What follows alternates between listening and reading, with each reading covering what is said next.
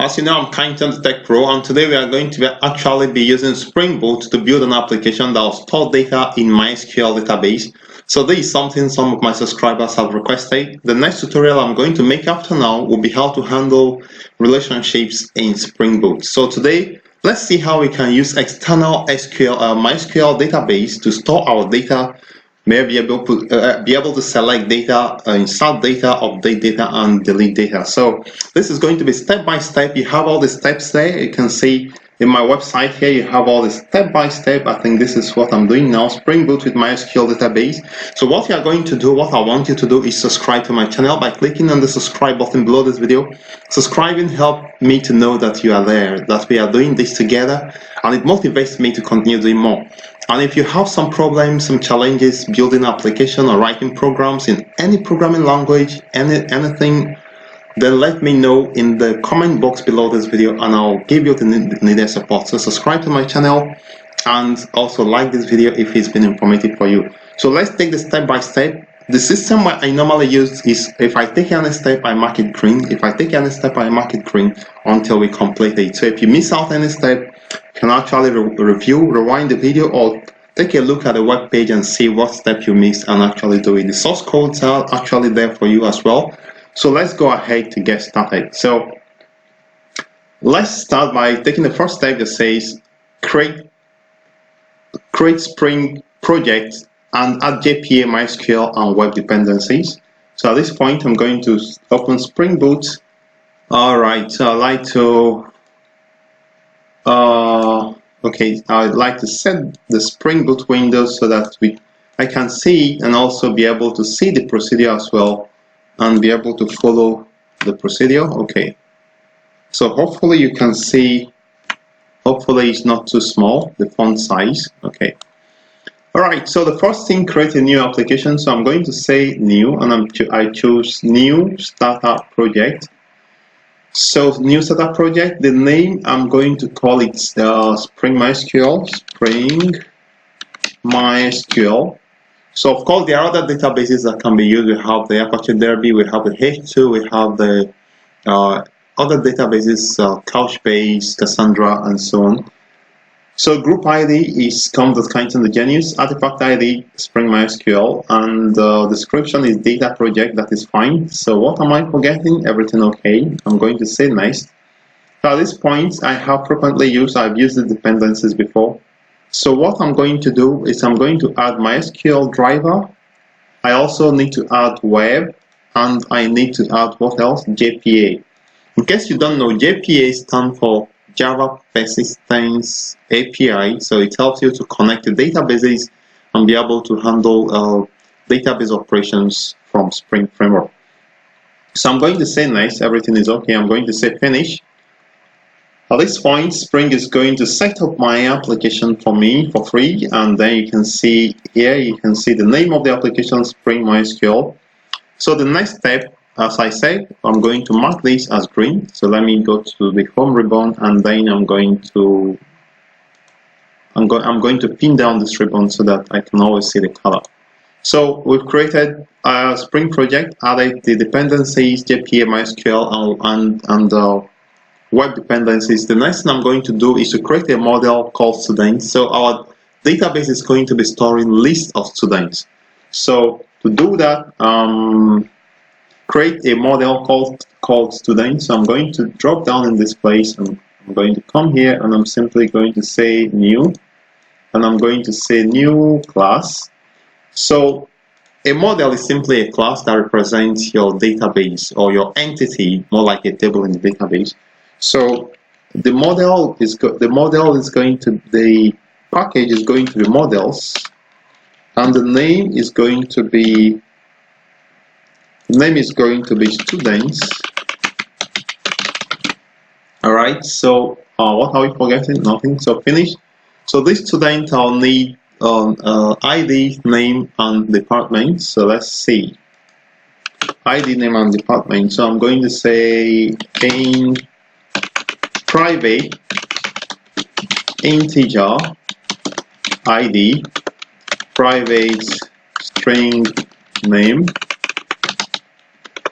private string department. Okay, fine. So now everything is okay. So what I would like to do is to have an empty constructor, public students, an empty constructor. Okay, so I'm going to also create a constructor using the, I'm going to create a constructor using the fields. So I'm going to right click and go to source, go to say generate constructor using fields, and I'm going to say generate. Alright, so I'm just going to pick all this.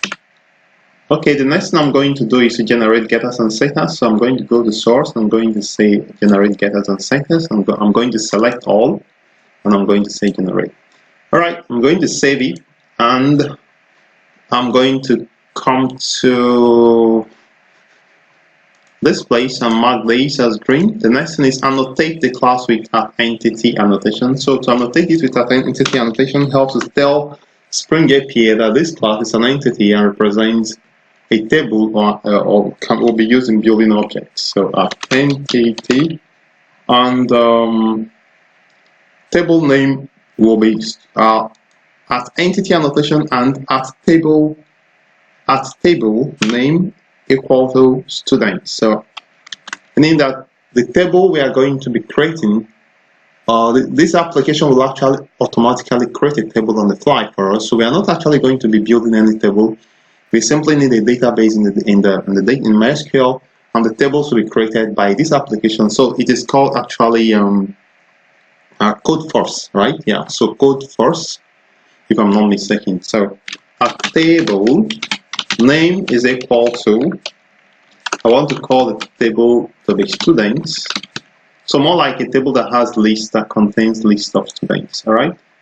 So the next thing I'm going to mark as green because I've done this. The next thing I'm going to do is to annotate the ID fields with at ID annotation and at generated value annotation. At ID annotation tells Spring API that this field is the primary key. At generated value tells Spring that this field is auto-generated value. So I'm not actually going to be, when I want to create new records, I don't need to specify the ID. So I'm going to say at ID and at generated value. Alright, so I'm going to mark as green as well. Alright, so sometimes you have all these errors because the namespaces containing these annotations have not been imported. So what you do is on your keyboard, press Ctrl-Shift-O. It's going to organize the imports for you. So I press it in the wrong place. So place your mouse, your cursor there, press Ctrl-Shift-O. So I need to save first. Okay, so save. Okay, taking some time. So meanwhile, let's see the next step. Create student controller file in the resources package, annotate it with @rest controller. Okay, so nice. Finish. All right. Create student controller in the resources package and annotate with @rest controller. So I'm going to right click on this place. I'm going to say new student resources. That is the name. Student resources. I can actually call it student controller, but let me just call it student resources. If you call it student controller, I think it makes more meaning because this is a controller file. Controller file is where requests coming from the browser comes. So if a request comes from the browser, so a user goes to the browser and type blah blah blah blah slash blah blah, and the browser is going to come to the controller file or to the resource file. So student resource. I want to create it inside a model called resources. Okay. All right. So the next step is annotate this with @rest controller. @rest controller. Okay.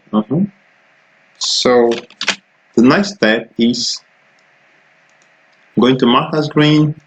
Annotate the class with roots URL of annotate the class with request mapping. So we are going to do request mapping.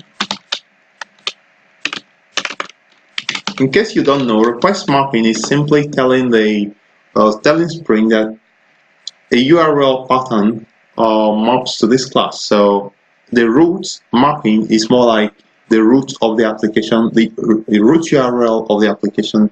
So I'm going to come here and say at request mapping.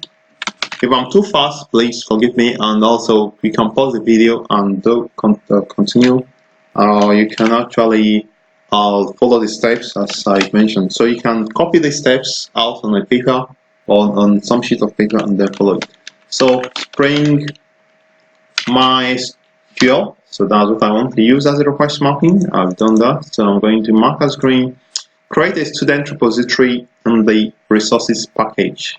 Create a student repository in the resources package. So I'm going to right click on the resources package and say new class. A repository for sure is also a class.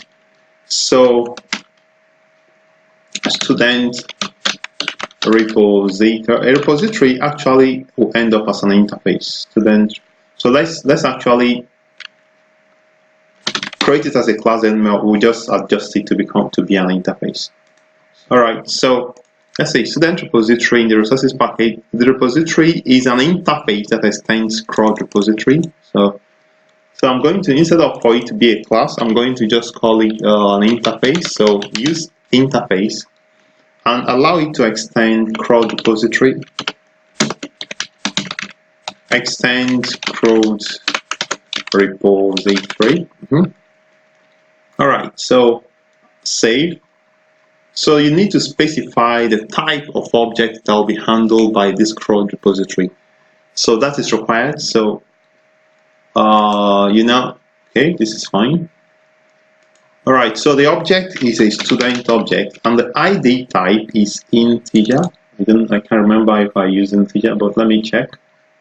So the ID type is an integer. Okay, so you specify the ID type to be integer. Okay, perfect. So, all right. So what are we forgetting? Hopefully everything is fine. So step 7, we've done that. Auto wire the student repository into the student controller. So it's actually auto wire the student repository into the student resource. Let me just correct it. Resource, which I told you is a controller as well.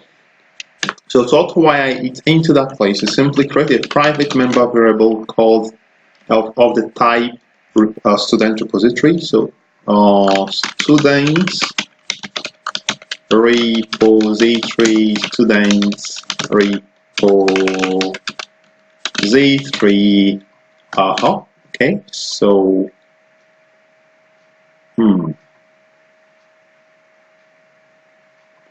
student repository, private student repository. So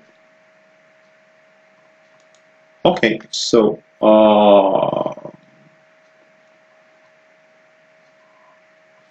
so just auto wire it by using the no, we are in the repository, so we can't be doing this. So we are creating this in the student resource, not in the repository. Sorry. So let's go to the student resource. Yeah, so this is where we should be. Well, I'm going to remove this shape. So I'll provide the repository into the student resource. So I'm going to say private student repository, student repository, a private member variable. Okay, this is fine. I'm going to auto wire it in there by using auto wires. Alright, so this ensures that if we need objects from the repository, that object is provided, is injected by the repository without having to always instantiate this repository every time. So it's called a singleton object. The repository is created once and it always gives us object anytime we want. Alright, AutoWire, please correct this error. Alright, so AutoWire repository into the resource. Now write the get students in the student controller to return lists of students using the find all. Alright, so I want to write get students. Where are we writing it? We are writing it in the student controller. So I use controller and resource to be the same. So Anytime you see student resource, also know that is the same as the student controller. So let's try the get students. So I'm going to say a public list of students get students. Okay, so it's going to return list of students for us. So I'm going to say return student repository that find all. So student repository contains or provides us with data from the database or our functions to manage the database, like selecting, deleting, and so on and so forth. So I'm going to ask the student repository to find all. Find all means select all or get everything. Student repository dot find all. But now I'm going to convert it to a list of students. So meanwhile, let's correct this as well. Java.util.list, that is fine. So this is list students, not list students. Okay. So this find all is an iterable. The find all method of the repository returns an iterable, but what we want is list of students. So we can actually cast it to a list of students, or we can actually create an array list and iterate through it and insert, fill up that array list. But it's easier we cast it, and then we simply say do this. So we cast it to list of students. Whatever is returned by the repository, we cast it to list of students. All right, so this is where we are. We've written this. Annotate the get students method with get mapping of /students and cast it to list of students that I've done. So annotate it with a get mapping of /students. So if we go to /spring MySQL, we come to this controller. When we go to /spring MySQL then students, we come to it gives us a list of students. So I'm going to say get mapping. So our get mapping is like at request mapping method is equal to get. So we are doing it in one line or in one. Spring gives us opportunity to do it in just one annotation. So I get mapping of /students, okay, and this is fine. I'm going to press Ctrl+Shift+O.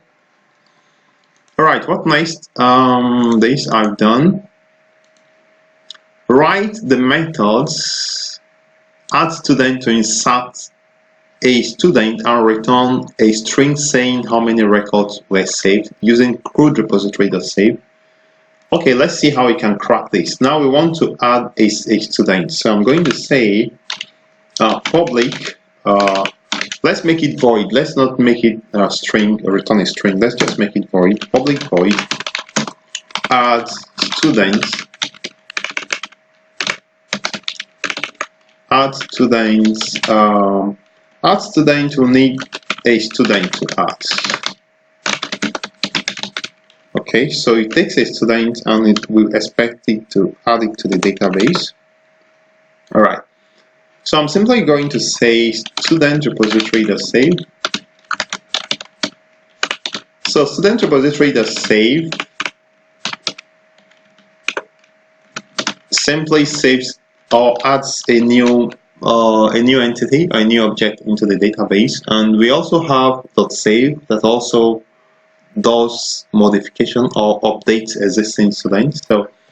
So this is fine. We've done this. The next is to annotate the student parameter with at request body. So this will be the student parameter that will be given to the save method will be coming from the request body of the request. So more like you fill a form. So request body is coming from the form data. So I'm going to annotate the three as requests body. Perfect. Okay, so what next? We need to annotate the add student method with at post mapping of /student. So you want to add a new student, we are adding the new student to the collection. So we are adding new student to /students to the list of students. So So we have to use the same mapping we used in the get students, but this time it's going to be post mapping. So I'm going to say at post mapping to slash students as well. Okay. So we are making progress, right? So we now have get and we have post. Write the database configuration in the application.properties file. Okay, that is fine. That is. Let me see how I can make it easier for you to understand this. Okay. Let's just copy it because I already did it. I already have written it. So let me just copy it and paste there, and then I try to explain some of it to you. So I'm going to go to application.properties and paste this in there. It doesn't really need all these line numbers. So the first one, which is the driver, specifies the driver for the MySQL database. So we have com.mysql.cj.jdbc.driver. Then you specify the root, the password. I use root as the password to this database. I use what's it called? Root as a username as well. And my database is running at port 3307. After we are going to check exactly what port my database will be running.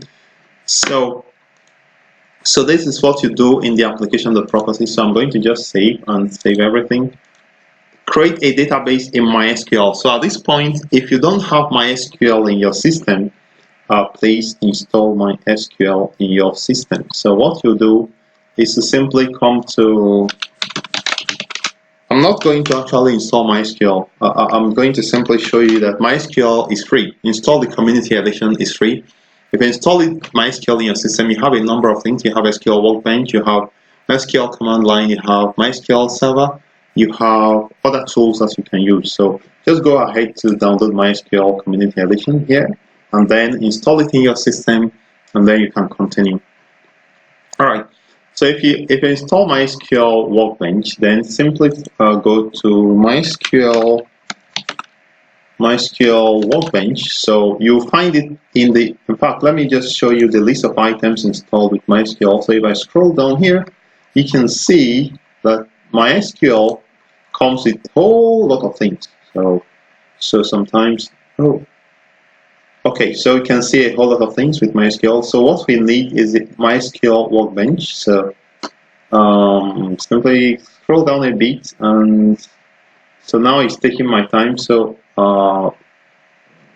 Workbench, yeah, you can see. So open MySQL Workbench, and we are going to create. What we need to only create in this database is the database. That's all. Now you can see MySQL Workbench opens up, and you can see that it's running on localhost port 3301. So it's not running on port 3307. So I'm going to go to change the port number here to 3301. Yeah. And the database name should be students. So I'm going to create a database called students. So let's get back to Workbench. So here, password root. All right. So at this point, if it opens up, it comes to, I don't really know why the window is like this. Anyway, I'm going to simply say create database students.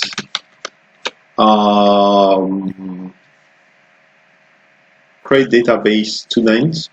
All right, so I'm going to use students because you have to set it to be running for us to use it in Spring. So I'm going to run this too. I'm going to just click. You can see create database student and use student, and that is fine. All right. What else? So I think we are done with this. So I'm just going to minimize and go back here. Test the application now. And remember, the ID is generated value, so you need to pass only the name of the department, only the name and the department parameters. So let's go to test it to see if everything is fine. So to do that, I'm simply going to come here.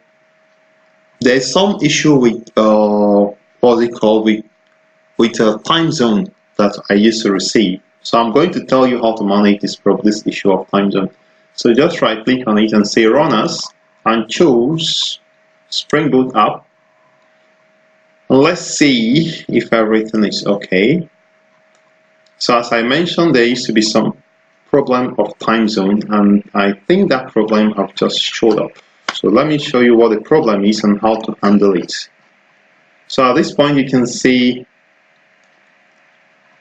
the SQL Server time zone blah blah blah blah blah blah is unrecognized. So what you do, one thing you can do is at the end of the data source, just say server time zone equal to UTC. If it doesn't work, we just copy everything and paste, because there are a whole lot of things that can be added. So I'm going to just restart or relaunch this application, and let's see. So again, I'd like to thank you for being there. We are still working. We've come this far, and now the problem continues. So let's just copy everything here. So this is it. So in case you would like to copy it, this is it. So you can pause the video and type it out. Maybe I'll try to put it in the description box. So I'm just going to copy everything and just use it to replace this. Okay. So at this point, this error is going to go away. So I'm going to save and I'm going to relaunch this application. All right. So okay, so let me see where this problem is coming from at this time.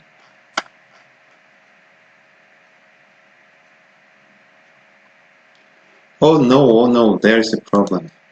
So meanwhile, okay,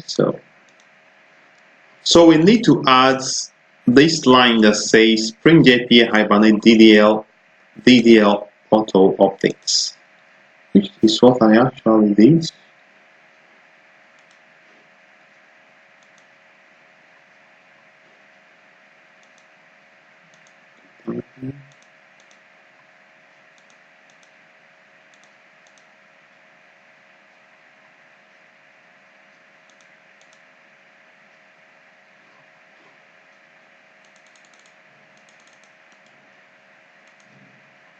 Okay, I think I know where the problem is coming from. So now the name of the database is, wait, this is fine. Okay. Okay, so you can see some error here. So let's take this downwards. So everything should be fine at this point. So I'm going to just run.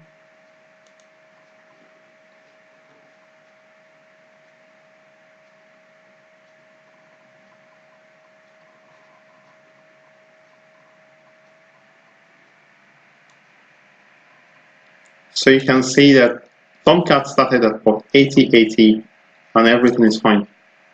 So let's go to, normally I use REST or advanced REST clients to test my APIs. So I'm going to open advanced REST client here. Advanced REST client.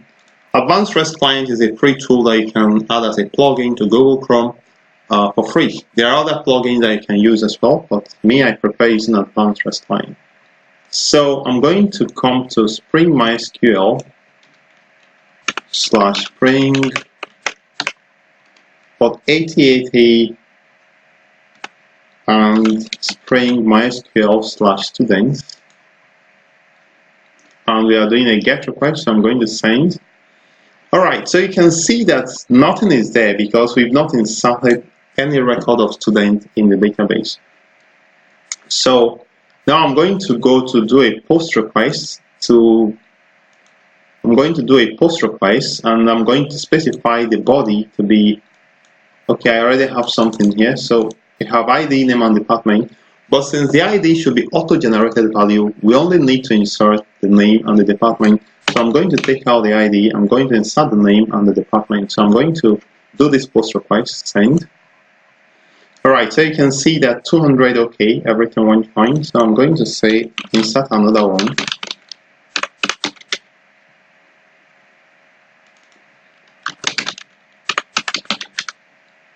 Alright, so it's signed. Everything went fine as well. So let's do a get request to see if there are some things there. Signed. So you can see 2 records have been inserted, ID1, ID2. Alright, so so far so good. What I want to do is to go to MySQL database. At this time, let's now say show tables. I can't remember the syntax, but let me see. Okay, so now I can't use create because the database is already there. So I'm going to do this. No. Yeah. No. Use students and show tables. So this is what I'm going to do. Okay, fine. All right. So I'm going to maximize this. So there must be a way for me to look at the. I think that I should go to query browser. Okay. So anyway, let me just show you.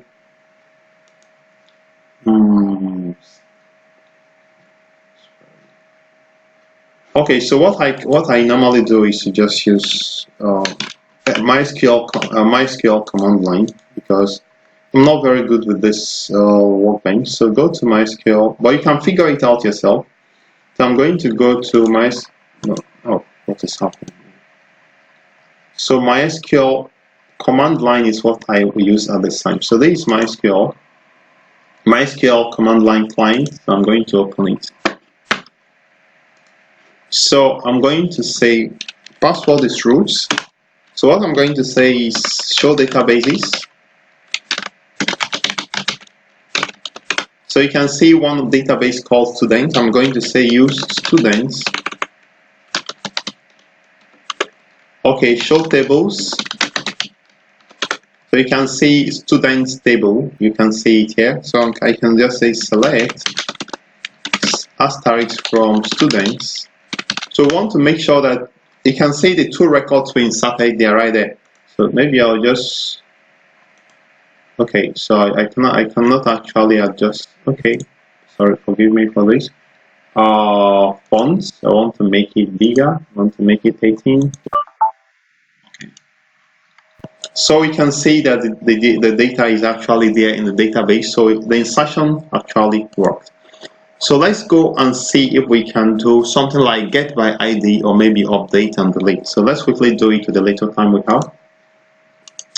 So let's come here to say this time. Now what I'm doing next is not captured in this set of steps. So sorry for that. I'm going to update it later. So I'm going to say public students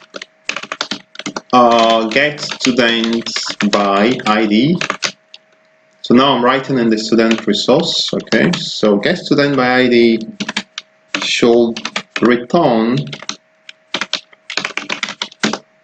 student repository that's defined by ID. So we actually need to specify the ID that we need. So integer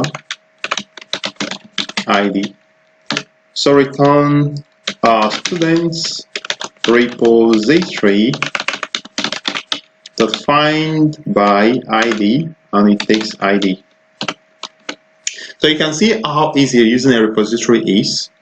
Using it together with a database makes developing database-driven application really very easy. So now we have find by ID. You can always change it to optional. So this optional here is a return type. Optional student makes it that maybe if it doesn't find it, it returns null. And I'm going to annotate this with as gets mapping of slash, because we are now trying to find a student by giving ID, so slash student slash students slash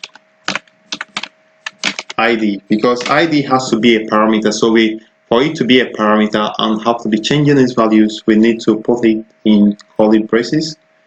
And we are going to annotate this we are going to annotate the student parameter with a request mapping of we are going to specify that this parameter should come from the path variable. So to do that, we simply say at path variable. The path variable will be ID. Perfect. So so that is how to get a single student. The next thing I want to do is to try to update a student record. So to do that, simply say public. To update, it has to be void. We are not returning anything. After updating, we don't return anything. So we say public void update students, and to update a student, we need the student's object to update. Or we need the ID of the student we want to update. Then we need the data of the student we need to update. So we need two things. We need ID, we need the student object to use for the update. So let me specify them. So I'll just say student. So normally I like to break the line into two. So I'm going to say students. First, the ID we want to update. So integer ID, and then student. All right. So this ID is going to be coming from the path variable. So we annotate it with a path variable of ID, and the student record will be coming from the student object will be coming from the request body. Annotate it with request body. All right. So what do we have? We want to now do the update. So say student repository dot save. I mentioned it before that you use the same method of save to both update and to save a new record. Student repository dot save, and we are saving students. So at this point, we don't actually need to send this ID across. The repository knows that you actually automatically figure out which ID we want to update. That is the interesting thing about the repository. So now delete. Again, we need to use this time a put mapping. Put mapping. Put is for updates. Put mapping of /students /ID. All right, so that is fine. The next one is finally let's delete a record. So I'm going to say public void delete students, and we need only the ID of the student to delete. So I'm going to say integer ID, and now this one single line will help us use CRUD repository to do this delete. So I'm going to say students. So some ants are always coming to my desk because sometimes I eat on this table as well. Student. Oh, what is happening? Okay. Okay, perfect. Student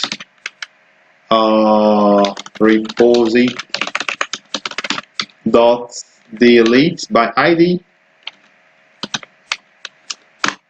Yeah, specify the ID we want to use, and that's all. So the ID comes from the path variable.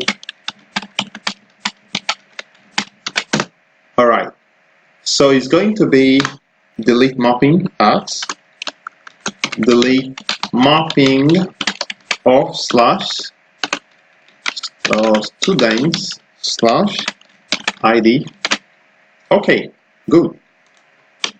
So we are done with this application, and I'm going to say, well, we are going to test it now. Hopefully everything is going to be fine. But one thing I want to tell you is you need debugging skills. So no matter how good you can develop an application, you can write codes, you always have some errors at some point, and your ability to solve problems in a short time is what makes you a very good programmer. So don't feel bad of your site if a problem occurs in your application. It's very much expected. So I'm going to relaunch this. Now we are going to test insert, get by ID, delete, update. We're going to test everything, all the CRUD operation that we've written. So step one, let's hope that everything works. So everything works so far. Tomcat started at port 8080, and we have in our database, we only have 2 student records in our database. But somehow I really want to see. I want to actually see everything from here. So anyway, let's just leave Workbench for now. So let's go here and let's do /students. Okay, we have 2 students. I'm going to just insert one more student. So I'm going to go to post. I'm going to go to refresh body this time. I'm going to say Saffron is in the department of accounting, and I'm going to send. So now we have 3 records. I'm going to do a get request to just make sure that these 3 records are actually there in the database. Again, I'm going to use MySQL command line, MySQL command line. So it doesn't show up here. So let me just go to select it so that I'll be able to open it. So MySQL command line should be here. Okay. Again, I would like to always increase the font here. So I'm going to properties, fonts. I'm going to use 18. I'm going to use colors. The default color, which is the screen background, is black, but the text I want it to be yellow. Okay, perfect.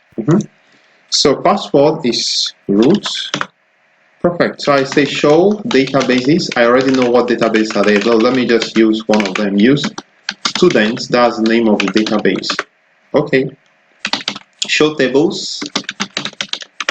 Okay, we have students. Only one table in there. So I can just say select star from students.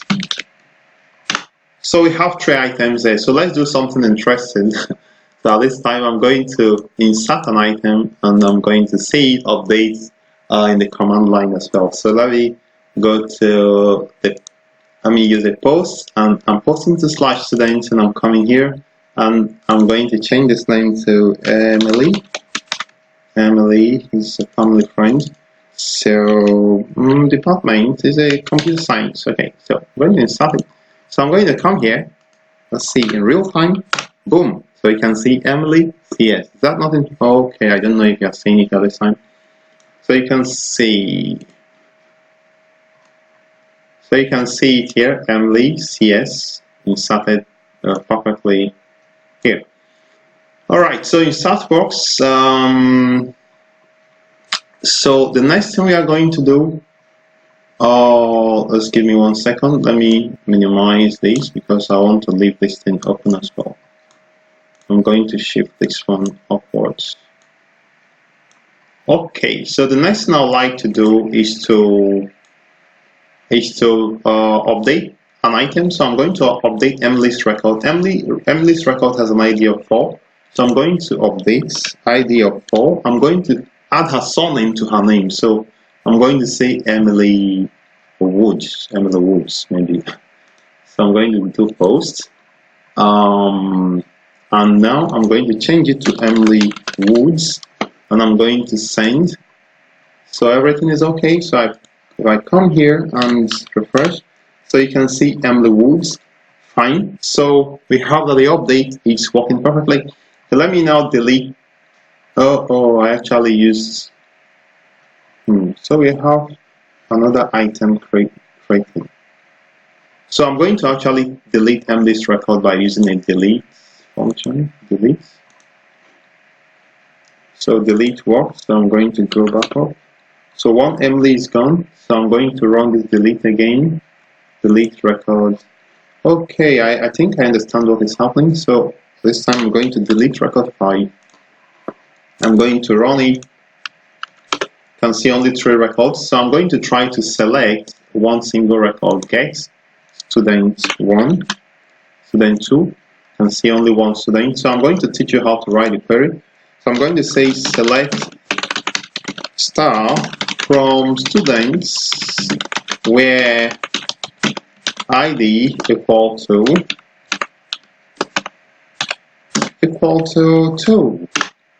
So semicolon, so you can see it selects one record. So this brings us to the end of our lesson today. We built an application that uses Spring API, CRUD repository, and stores data in MySQL database. I hope this has been informative for you. I'd like to thank you for viewing. I'd like to say I'm proud of you. You are doing great. If you have come to this extent, programming takes effort. It's only people that actually determine, that actually put so much effort that become good programmers. So I'd like to thank you for being there. I'd like us to continue doing this together. If this is informative for you, leave me a comment below this video right now and tell me how it's been. And we'll see you in the next lesson. And remember, subscribe if you've not subscribed to my channel.